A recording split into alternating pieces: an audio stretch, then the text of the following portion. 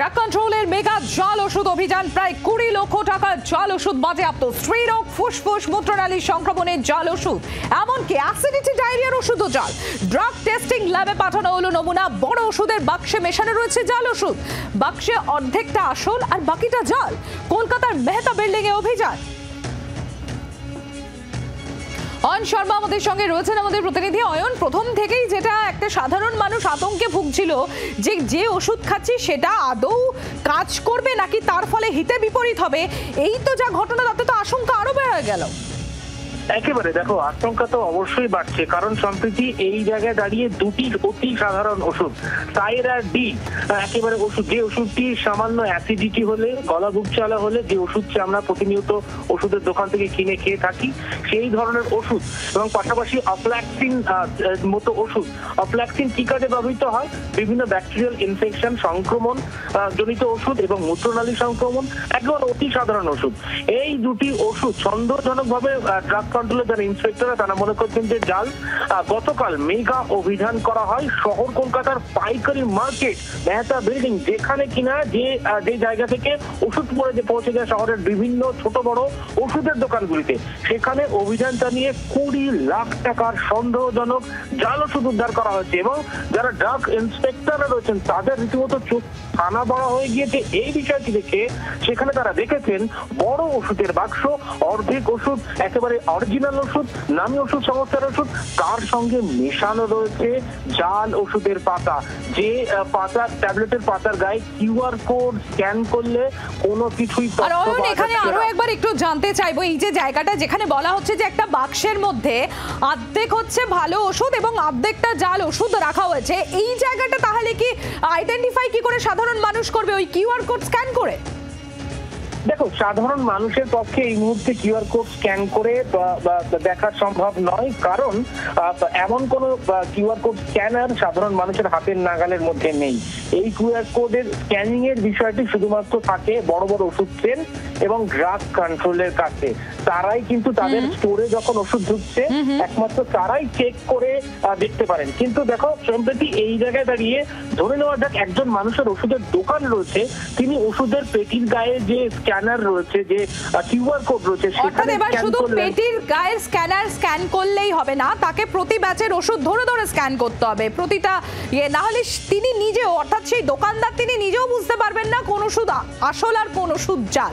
ধন্যবাদ অয়ন। আমরা একবার ছবি দেখাবো আপনাদের সামনে, যেটা আপনাদের বারবার করে জানাচ্ছি। এর আগে আমতায় জাল ওষুধ, সেখানে জাল ওষুধে সেখানে অভিযান চালানো হয়। আর এবার মেহতা বিল্ডিং এ সেখানেও এই জাল ওষুধের বিরুদ্ধে অভিযান, মেগা জাল ওষুধ অভিযান। দেখাচ্ছি আপনাদের সেই ছবি। আর এই নিয়ে কি বলছেন ডক্টর সুব্রতজ্যোতি ভৌমিক, শোনাবো আপনাদের।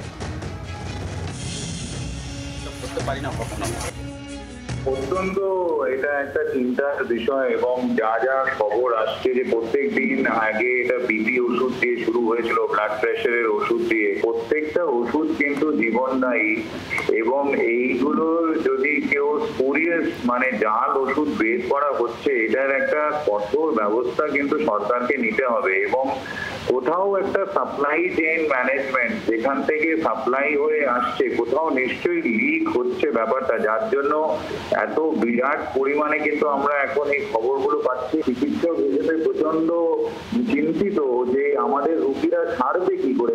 মনে করি যে সরকার এবং স্টেট ড্রাগ কন্ট্রোল কঠোর কিছু পদক্ষেপ নেবেন। তৃণমূল কংগ্রেসের তরফ থেকে কি বলা হচ্ছে শোনাবো আপনাদের। বিভিন্ন ভারতবর্ষের অন্য রাজ্য থেকে এই যে কোম্পানিগুলো ম্যানুফ্যাকচার করে যখন আসছে ভারতবর্ষের বিভিন্ন রাজ্যে ছড়িয়ে পড়ছে, এবং পেশেন্টদের এই হয়রানি এবং পেশেন্টদের এই সাফার হতে হচ্ছে। প্রচুর ভ্যাকেন্সি ড্রাগ কন্ট্রোল অফিসারের এইগুলো তো, এবং মানে ড্রাগ কন্ট্রোলের যে সেন্ট্রাল অফিসগুলো ম্যাক্সিমাম স্টেট থেকে উঠিয়ে দেওয়া হয়েছে, তাদের সাথে করা হচ্ছে, কোনো কোয়ালিটি কন্ট্রোল চেক হচ্ছে না। এগুলো অত্যন্ত দুর্ভাগ্যজনক বিষয়। সারা ভারতবর্ষ জুড়ে কিন্তু এইটা আমরা ভয়াবহ অবস্থার দিকে যাচ্ছি। এইবার সেন্ট্রাল গভর্নমেন্ট উদাসীন, এবং সেন্ট্রাল গভর্নমেন্ট এই ড্রাগ কন্ট্রোল এইগুলো উঠিয়ে দিচ্ছে, ল্যাবগুলো উঠিয়ে দিচ্ছে, টেস্টিং এর কোনো ব্যবস্থা থাকছে না। মারাত্মক দিকে ভারতবর্ষ যাচ্ছে, এবং সেন্ট্রাল গভর্নমেন্ট এই পর্যাপ্ত যদি অফিসার নিয়োগ না করে এবং এই যদি পর্যাপ্ত পরিমাণের যদি আপনাদের এই মানে আমাদের টেস্টিং ল্যাবগুলো যদি না থাকে, তাহলে এই ধরনের জিনিস কিন্তু আমরা আগামী দিনেও দেখতে পাবো। বিজেপি নেতা সজল ঘোষ তিনি কি বলছেন শোনাবো আপনাদের। মেটা বিল্ডিং হচ্ছে কলকাতা শহরের ওষুধের সবচেয়ে বড় পাইকারি বিজনেসের জায়গা। এবার এখান থেকে সারা রাজ্যে এই ওষুধ ছড়িয়ে পড়ে। মুশকিল হচ্ছে সরকারের কোনো নজরদারি ব্যবস্থা নেই। সরকার একটু নজর দিতেই এত বড় ঘটনা চোখের সামনে এসছে। এই জাল ওষুধটা ঘুরে ফিরে হয়তো ওর কোনো পরমাত্মীয়ই খাবে, মানুষ সেটা চিন্তা করছে না। আর সরকার তারাও এটা চিন্তা করছে না, তারা শুধু মাল গুনছে। মানে সরকার মানে আমি তৃণমূল বলছি, এদেরকে শুলে দেওয়া ছাড়া আর কোনো শাস্তি দেওয়া উচিত বলে আমার মনে হয় না। বাংলার আওয়াজ, বাঙালির আবেগ, জি 24 ঘন্টা।